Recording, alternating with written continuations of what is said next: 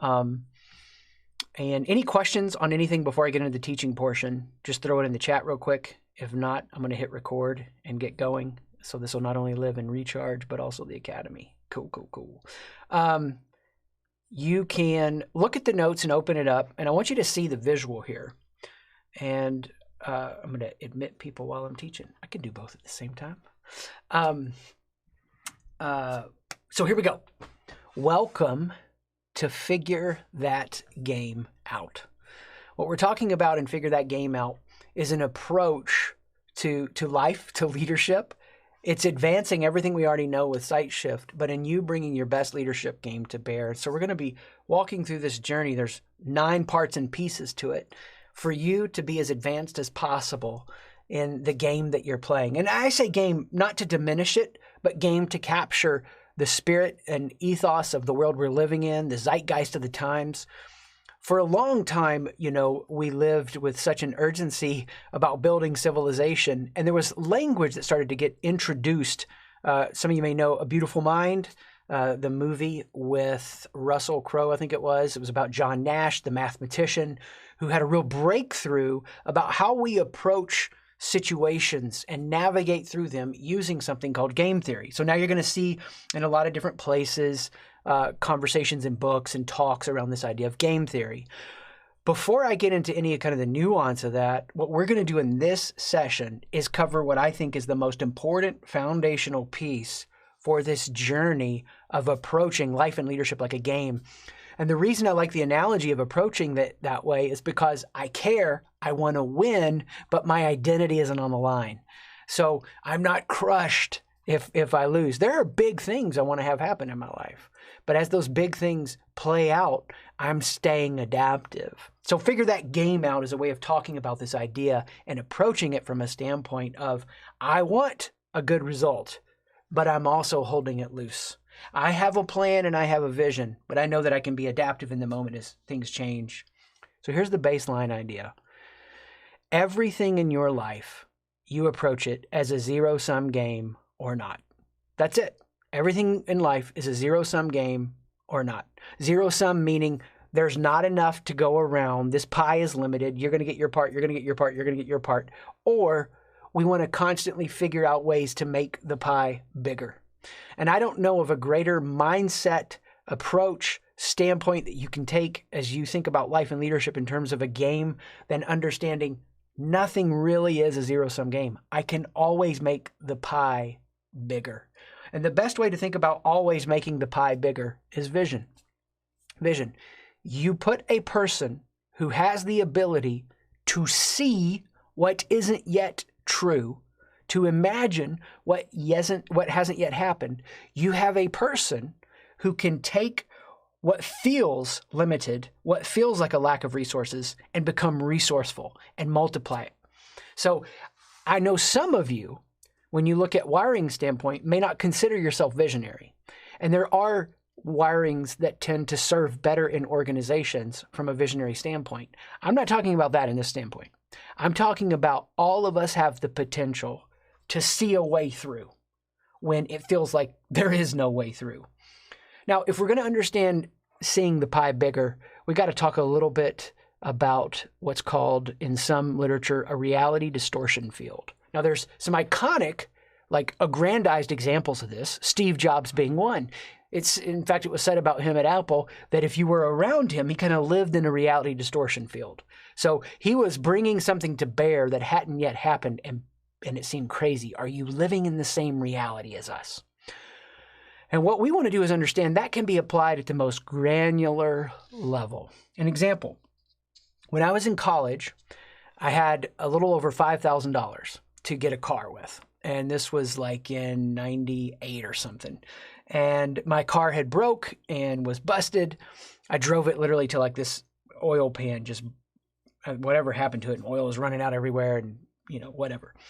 So I told my friends, I want a 92 Honda Accord with a sunroof. I don't care if it's 2-door or 4-door, and I'm going to find one for $5,000.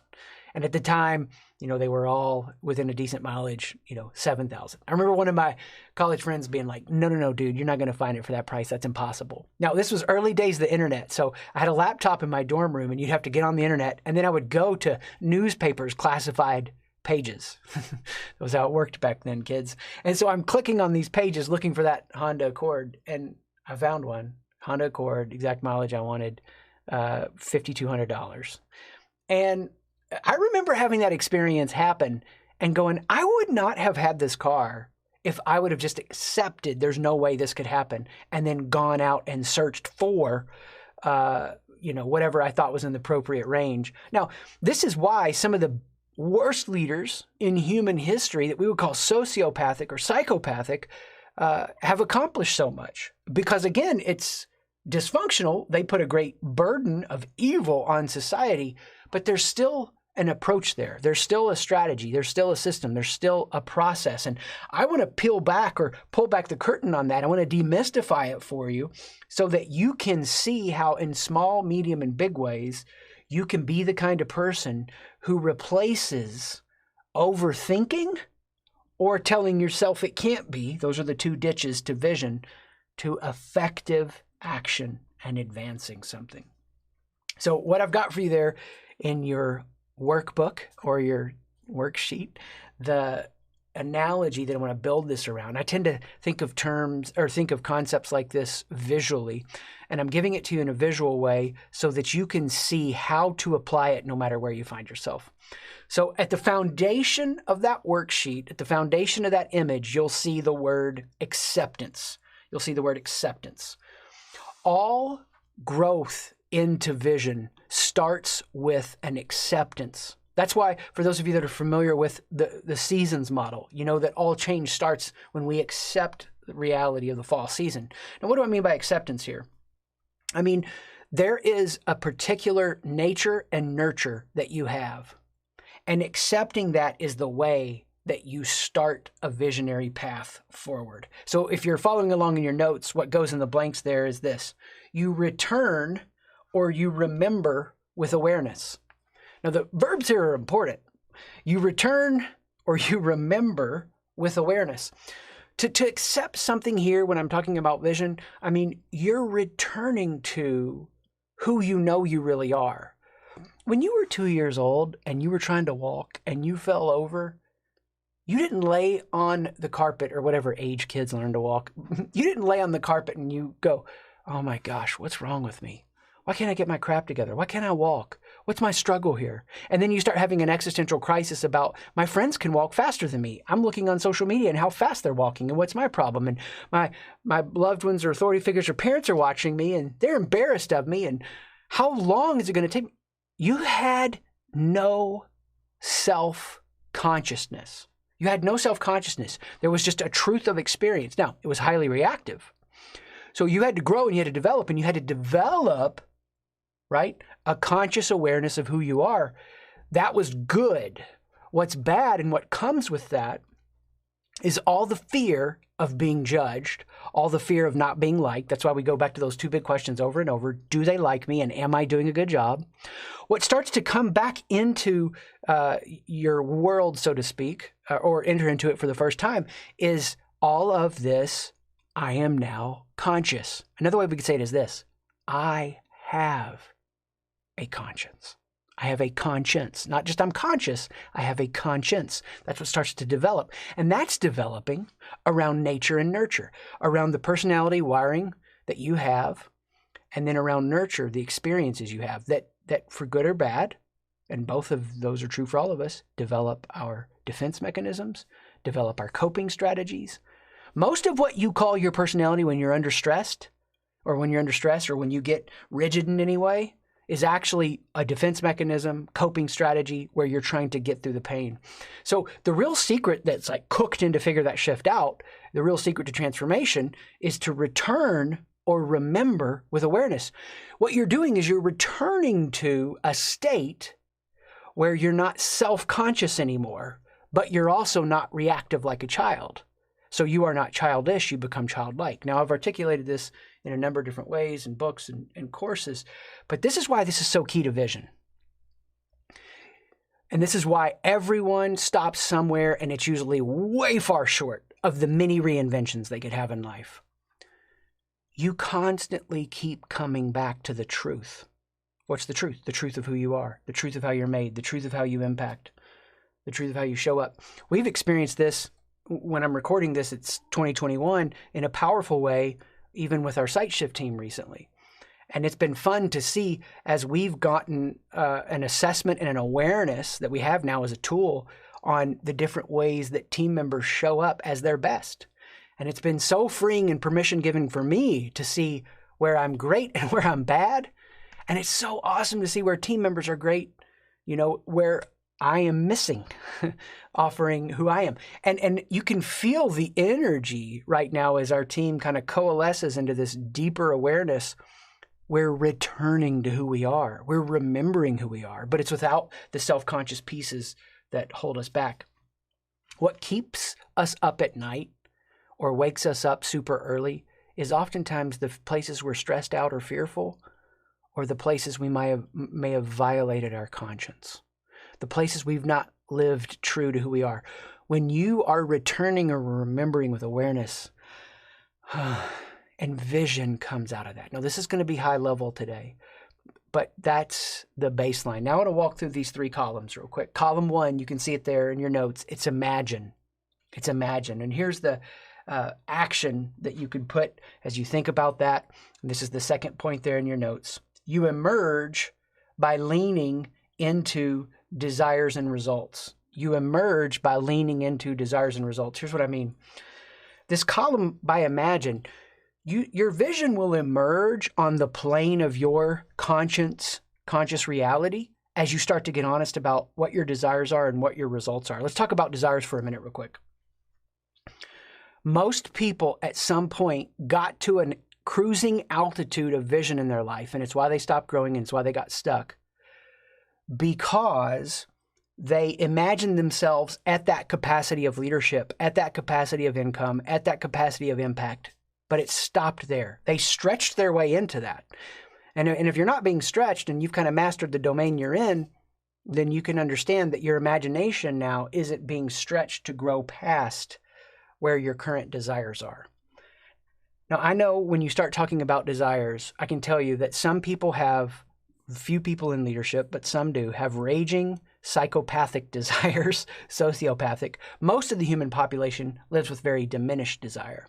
And that's why you see parables take hold like the good wolf and the bad wolf. The older the parables express it like there's a black wolf in me and the white wolf, but there's this good wolf and this bad wolf. And the idea is feed the good wolf, starve the bad wolf, and you'll have the life you want. You'll have the vision you want.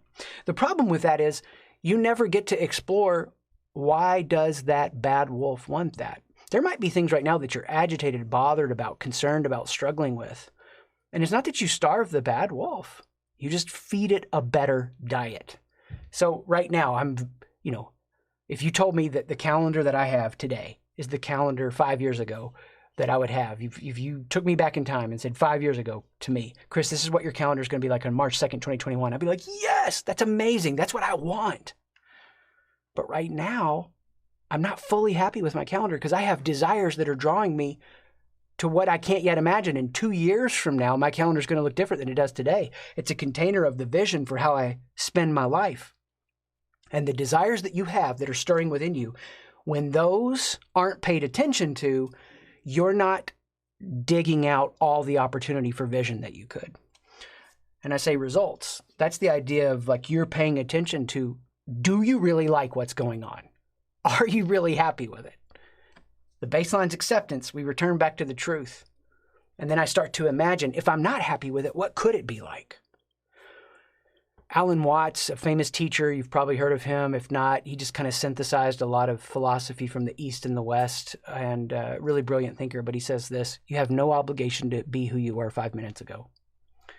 In my studying of different wisdom traditions, I found numerous sayings so profound. One of them was from what was letters in the early church, the Christian church. And this one writer was talking about how when you're really transforming, you can move from one level of glory to another. How many people do you know that go through radical reinvention? How many people do you know that look at their lives and go, I don't have to be who I was 5 minutes ago? And it's because at some point they just reach that cruising altitude, they stop imagining. Well, you don't stress yourself into imagining. You let desires and results take you there. So you start to emerge. Second column there. Second column. Or excuse me, I've been saying that wrong. The first column is imagine. The second column is emerge. The second column is emerge. And what you're doing as you emerge is, and you can see this in your notes there, number 3, you seek out world-class instruction. You seek out world-class instruction. For what's happening for so many people, they're not actually getting to that place that they're trying to get the best they can possibly get. You don't want to just settle for good guidance. You want to try to get the greatest guidance you can. Now, if you're at a place where you're trying to move, acceptance, imagine, and you're emerging into new, this vision is starting to shape within you, you're starting to grow, you take the advice where you can get it. But I can tell you this, in numerous ways, here's just one example, and there's a lot I could give you. People have completely helped me reimagine and then emerge into that next level with just one question. Perfect example. 2016, 17, I think it is. I just came across this person who I thought, she has what I need next. I could see some of her writing, and I tried to get an appointment with her, and I was able to.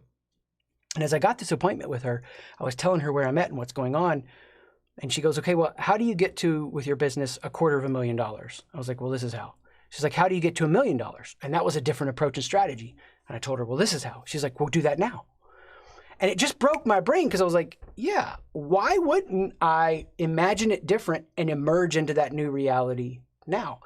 2007, I was in Austin, Texas, and I heard this psychologist speaking, and he was saying something, and I heard it, and I thought, you know what? I think he has the next bit of insight I need for an issue that my wife and I were trying to work through. And I went up to him and asked him, would you do phone appointments with me? I live in Columbus, Ohio. He said, yeah. When you are the kind of person who starts to be honest about the acceptance, the baseline, you're imagining what could be, then you're seeking out world-class instruction as you emerge into new possibilities. Your antenna is up and you're like, who has what I need? Ooh, I need to go read that. I need to go try to meet with them. I need to go learn that from them. Over and over and over, my life has been dramatically changed by world-class instruction. Things I didn't know about. Recently, and I'm not able to see everybody who's on here right now as I teach this, but, some of I released some news. I went through a crazy health crisis the last couple of weeks. And since this will be watched as a course, I don't think I want to go into that too much right now. But through a coaching connection and a relationship that I have with a doctor, found out about something I didn't even know exists.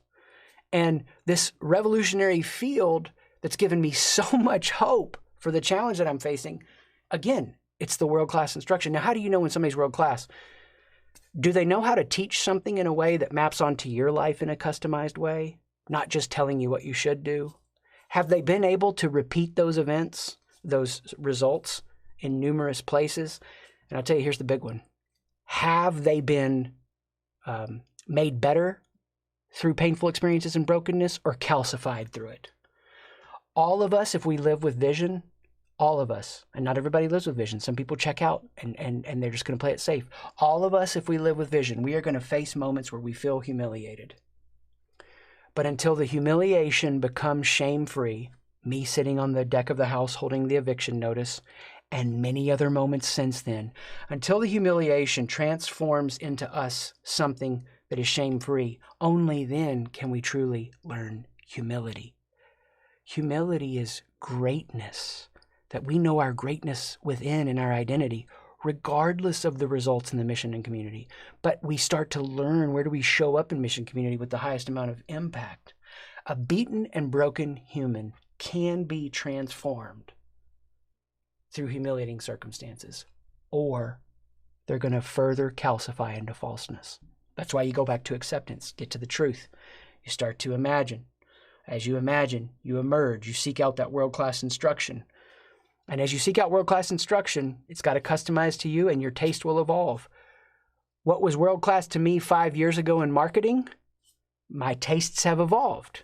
Now I'm more zeroed in. They have to be a lot better or better suited for me. I can go on and on with that. Last column here, expand.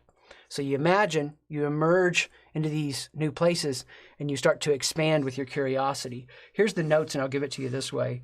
Follow your curiosities and act on them. Follow your curiosities and act on them.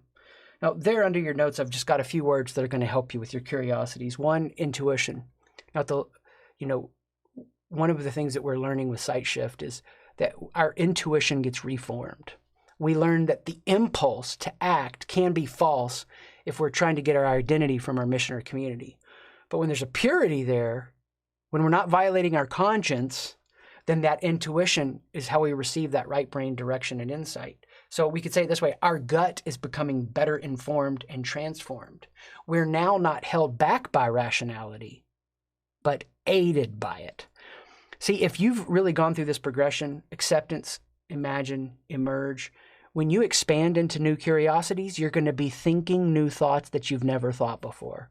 You're going to be exploring new ideas, new applications.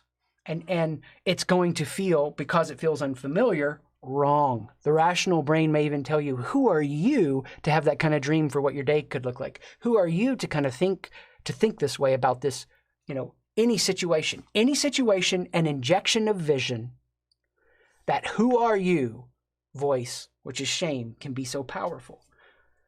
And it's a gut check for us with self-deception, because some of your curiosities can get you into trouble. You could be feeding the bad wolf, so to speak. So what do you do in that instance? It goes back to, what am I trying to get out of this? Am I trying to escape? Am I trying to enhance? As I record this, it's the end of course, 2020 has ended and we're now early in 2021. And I reflect back on 2020, and if I'm honest, there were some moments I could call it the year of alcohol. the quarantine life and lockdown and some of that crazy stuff. And I had to really pay attention there for a minute. Am I escaping or am I enhancing a celebration? So yes, follow the curiosities and act on them, but just know there's a reason that old wise saying says curiosity killed the cat. I'm going to give you 2 exercises to apply this, and this is what you want to work on. Number 1, in video games, some of them, they have a God mode. A God mode is then where you become the all-powerful being in the game. And here's what's so crazy to me. Every major wisdom tradition in the world, including the one that a lot of you would be from watching this in the West, Christianity, has ideas in it, no matter how far removed you are from this, in its inception, that you are, however your language is, you are like God, you are made in the image of God. And so, don't get caught up with some of my language here. Understand you have more capacity, more power, more responsibility, more beauty, everything. There's more.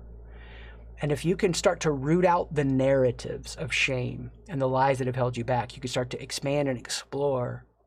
And you take any situation in your life, vision is the starting point of figuring that game out. And of course, you can always use the table exercise. I have 2 unique parts in my life that are showing up because of the health crisis over these last couple of weeks.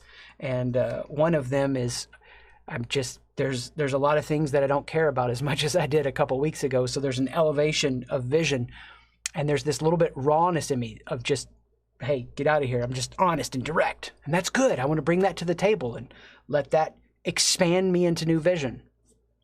And the other part would take us off track. So use the table exercise for any parts for you that show new desires or disconnects.